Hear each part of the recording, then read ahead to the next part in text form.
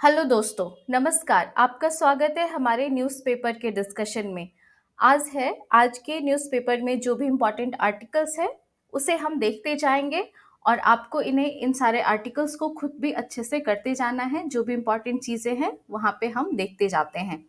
चलिए शुरू करते हैं। वर्ल्ड पेज पर अगर हम देखते जाएँ, तो यहाँ पे बहुत सारी न्यूज़ है, जिसमें से आपको सारी को नहीं पढ़ना है, कुछ-कुछ चीज़ों को पढ़ते जाना है। जैसे यहाँ पे एलजीबीटी कम्युनिटी रिलेटेड न्यूज़ है, तो आपको एलजीबीटीक्यू रिलेटेड हमारे देश में जो भी कानून है, जो भी चीज़ें हैं, उन सारी चीज़ों को अच्छे से जानना है और उन्हें पढ़ते जाना है। और जैसे यहाँ पे ये न्यूज़ है, नेपाल में जो है, Nepal will legalise marijuana cultivation and consumption for medicinal purpose. तो ये आपको ध्यान में रखना है कि यह जो मार्जिना कल्टीवेशन है, उसे कौन कंट्री लीगलाइज कर रहा है? तो नेपाल कर रहा है। Nepal is a signatory to the United Nations single convention on narcotics drug 1961, which classifies marijuana as a hard drug like heroin. तो ये चीज़ें याद रखनी है और ये भी ध्यान रखना है कि कौन सी कंट्री इस कल्टीवेशन को लीगलाइज कर रही है। चलिए अब और न्यूज़ को हम देखते हैं। कल जैसे हमने लैंडस्लाइड रिलेटेड न्यूज़ पढ़ा था कि पापुआ न्यू गिनिया में लैंडस्लाइड से 2000 लोग जो है दफन हो गए हैं, तो उससे रिलेटेड आज पर आर्टिकल है। यहाँ पे हम आपसे एक क्वेश्चन है, इस क्वेश्चन का आंसर आप मुझे कमेंट सेक्शन में देंगे। यह जो है अभी जो भी रिसेंट प्लेसेस न्यूज़ में है, उससे रिलेटेड ये क्वेश्चन है। यहाँ पे आपको करेक्ट मैच करना है कि कौन सा जो प्लेस है, हुएलिन, लोआ एंड इंगा, ये जो है, ये सारे लोकेशंस किस कंट्रीज में है। आपको ये करेक्टली मैच करना है कि हुएलिन जो है वह किस कंट्री में है, क्या वो यूनाइटेड स्टेट्स में है, पापुआ न्यू गिनिया में है या ताइवान में है। लोआ जो है वह किस में है, इन तीनों में से। और इंगा प्रोविंस, माउंट मोंगालो और याम्बेली, ये तीनों, इसके बारे में मैंने कल आपसे जिक्र किया था। तो आप अगर कल का सेशन देखें तो आपको क्लियरली पता होगा कि ये किस कंट्री में लाई करता है। तो आपको सारे जो ऑप्शन है ए बी सी को डी ई एफ से करेक्टली मैच करना है। तो इसका आंसर आप मुझे कमेंट सेक्शन में बताएंगे। चलिए अब आगे हम चलते हैं और आगे के सारे आर्टिकल्स को देखते जाते हैं। जो भी इम्पोर्टेंट चीज़ें होंगी, हम उन्हें एक बार बस देखते जाएंगे और इन्हें आपको अच्छे से कंप्लीट करते जाना है। देखते जाते हैं हम, जो भी चीज़ें मिल जाएगी हम उसे देख लेंगे एक बार। ये जो आर्टिकल है बॉम्ब थ्रेट के बारे में, ये जो दिल्ली वाराणसी फ्लाइट में जो भी यहाँ पे बॉम्ब की न्यूज़ थी, फिर वहाँ पे इमरजेंसी इवैक्यूएशन हुआ था पैसेंजर्स का, तो इससे रिलेटेड आपका एक एक्सप्लेन्ड में भी एक आर्टिकल है, तो वहाँ पे हम थोड़ा सा इसके बारे में देख लेंगे। यहाँ पे इसके रिलेटेड ज़्यादा नहीं पढ़ना है, एक्सप्लेन में जो न्यूज़ है हम उसे अच्छे से कर जाएंगे। चलिए अब आगे चलते हैं हम।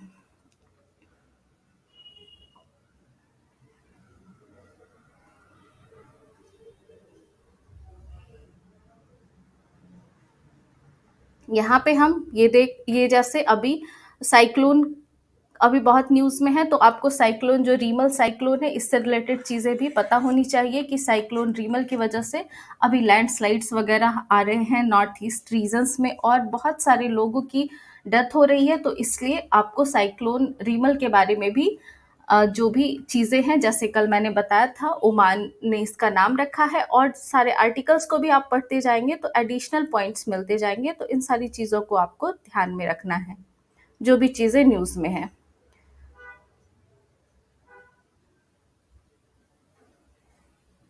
यहाँ पे हम देखते हैं, हमें जो भी इम्पोर्टेंट इकोनॉमी के पेज में कुछ इम्पोर्टेंट आर्टिकल्स हैं वो देख लेते हैं। एक तो जैसे ये जो है, bank credit growth in financial year 2025 to slow down to 14% on lower GDP upstick, ये आरबीआई कहता है।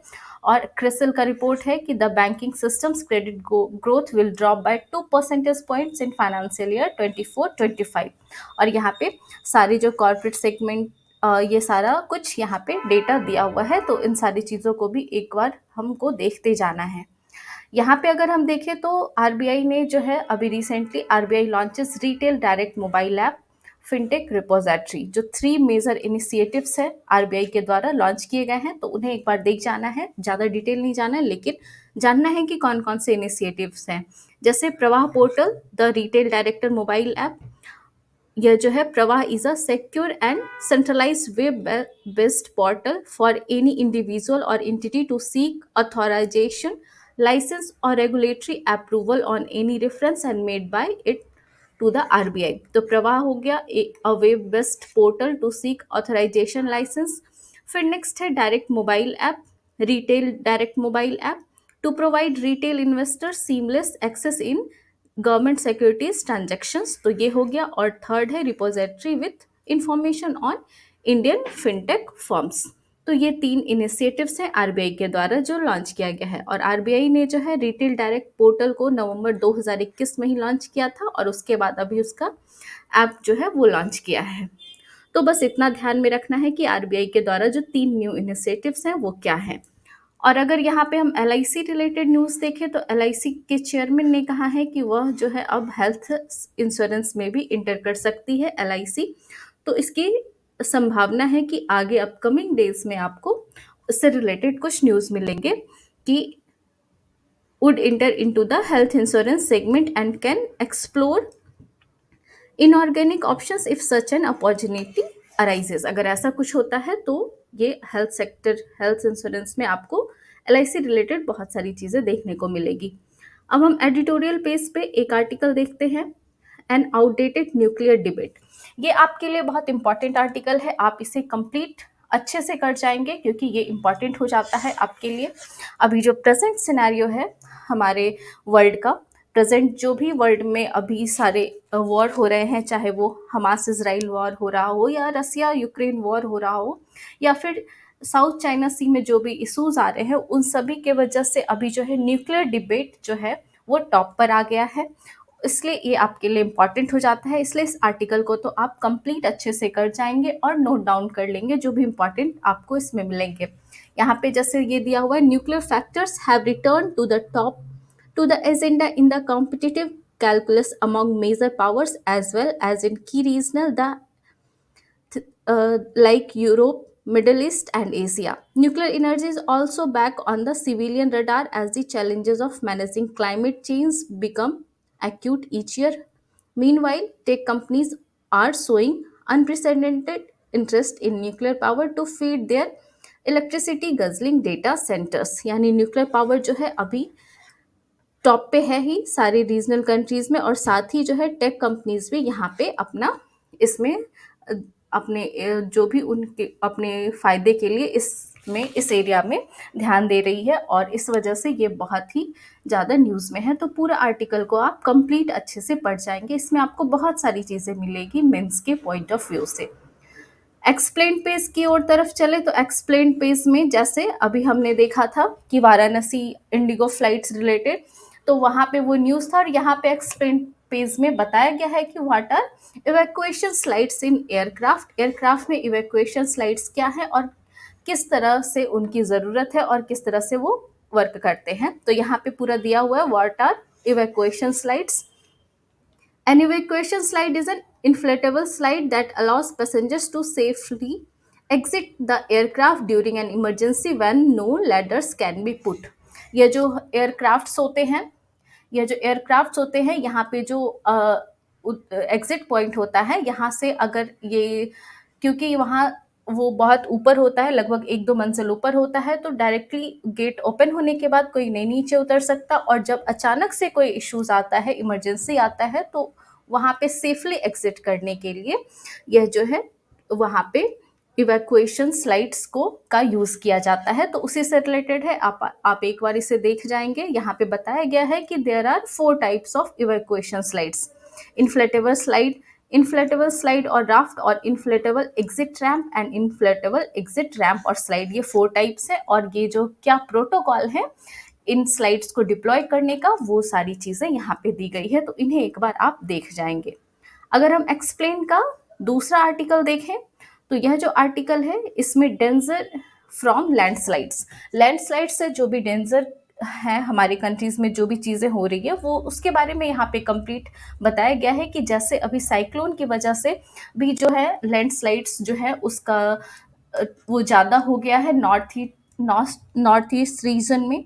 तो उससे रिलेटेड यहाँ पे ये आर्टिकल दिया गया है कि इसमें ऑथर ने कहा है कि about 30% of India's area spread over 15 states and 4 union territories is prone to landslides. मतलब हमारे जो कंट्री है इंडिया का 13% लगभग एरिया जो है वो लैंडस्लाइड्स प्रोन है। तो यहाँ पे एक बार हम इस आर्टिकल में देख जाते हैं कि इन्होंने क्या बताया है। यहाँ पे जो भी डेटाज दिए गए हैं, जैसे 2015 से 2022 के बीच में जो भी मेजर लैंडस्लाइड्स हैं उसका डेटा दिया हुआ है कि उस डेटा के अकॉर्डिंग केरला टॉप पे है लैंडस्लाइड्स के मामले में। बहुत ज़्यादा लैंडस्लाइड हुए हैं और टोटल जो है 2015 से 2022 के दौरान 3,782 लैंडस्लाइड्स हुए हैं, जिसमें केरला टॉप पे है। उसमें अकेले केरला में 2239 लैंडस्लाइड्स हो चुके हैं। तो अभी जो साइक्लोन रीमल आया है उस वजह से इन लैंडस्लाइड्स की संख्या में और वृद्धि हो गई है, जिसकी वजह से लोगों की जान जा रही है। इसलिए लैंडस्लाइड्स अभी फिर से इसके बारे में ये आर्टिकल यहाँ पे आया है कि इसने ट्रिगर कर दिया है लैंडस्लाइड्स को in several places in Meghalaya, Mizoram, Assam, Nagaland, जिससे जो है लगभग 30 लोगों की मृत्यु हो चुकी है उन एरियाज में। और अगर हम यहाँ पे देखें कि ये जो आर्टिकल है इसके माध्यम से लेखक यहाँ पे जो है वो लोग बताना चाहते हैं कि the latest episode spotlights the need for building resilience to multi hazard disasters. तो ये वो कहना चाह रहे हैं और ये वो बताना चाह रहे हैं कि क्या इश्यूज है यहाँ पे। जैसे अगर हम देखें, ये तो हमने पहले ही देख लिया कि 30% ऑफ हमारे कंट्री का जो 30% है वह जो है लैंडस्लाइड प्रोन है। और this covers almost all the hilly regions in the country, about 0.18 million square kilometer, or 42% of this vulnerable area is in the northeastern region where the terrain is mostly hilly. This area is also prone to earthquakes, which too are major trigger for landslide. यानी ये जो areas हैं ये earthquake prone भी हैं, जिस वजह से लैंडस्लाइड जो है की घटना और बढ़ जाती है। गवर्नमेंट का डेटा शो करता है कि 2015 से 2022 के दौरान ये सारा जो ये डेटा भी जस्ट हमने देखा, ये गवर्नमेंट डेटा के अनुसार यहाँ पे सारा बताया गया है कि केरला जो है सबसे ज़्यादा लार्जेस्ट नंबर ऑफ लैंडस्लाइड्स हुआ है, जिसमें ज़्यादातर लैंडस्लाइड जो केरला में हुए हैं वो 2018 के फ्लड के बाद हुए हैं। और ये गवर्नमेंट इनिशिएटिव्स के बारे में भी इन्होंने चर्चा किया है कि National Disaster Management Authority has been working with GSI and other agencies to mitigate and manage the risk from landslide. A national landslide risk management strategy was finalized in 2019, which talked about vulnerability mapping, identifying the most vulnerable locations, development of an early warning system, and preparation of mountain zone regulations.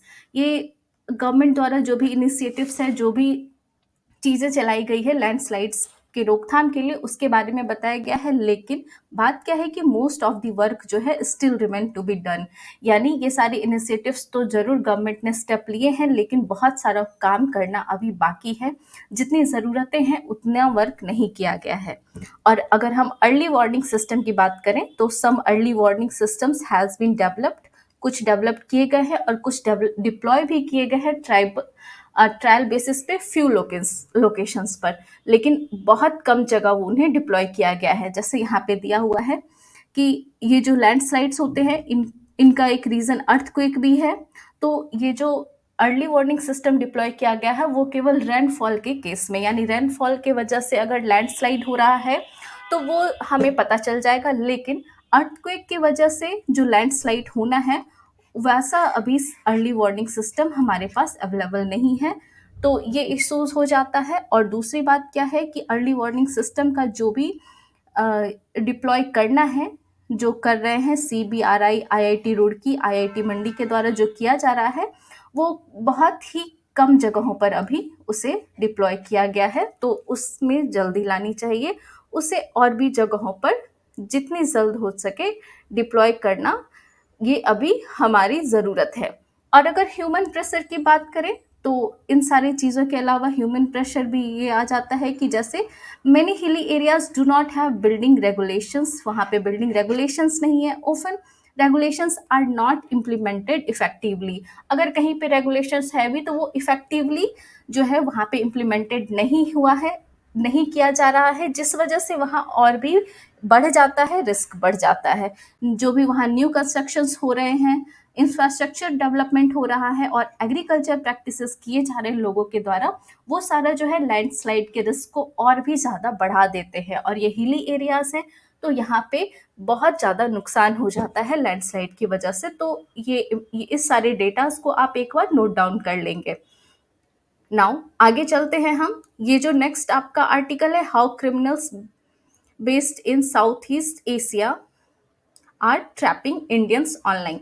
तो इस article को भी आप एक बार देख जाएंगे। इस article में भी जो है साइबर क्राइम रिलेटेड ये आर्टिकल है। A large number of Indians are falling prey to financial fraud carried out over the internet, allegedly by criminals based in three categories: Southeast Asian countries, Myanmar, Laos and Cambodia। तो इस पूरे article को एक बार आप देख जाएंगे, यहाँ पे टाइप्स ऑफ साइबर क्राइम के बारे में बताया गया है, तो एक बार इसे भी आप पढ़ जाएंगे क्योंकि ये भी आपके लिए इम्पॉर्टेंट हो जाता है। तो फिर आज हम इतना ही रखते हैं और एंड करते हैं आज का सेशन। उम्मीद है जो भी चीज़ें हमने बताई है आप उन सारे आर्टिकल्स को पूरा अच्छे से कंप्लीट कर जाएंगे और नोट डाउन कर जाएंगे, क्योंकि आपके एग्ज़ाम के लिए ये सारी चीज़ें इंपॉर्टेंट हो जाती है। चलिए मिलते हैं हम फिर किसी सेशन में। धन्यवाद।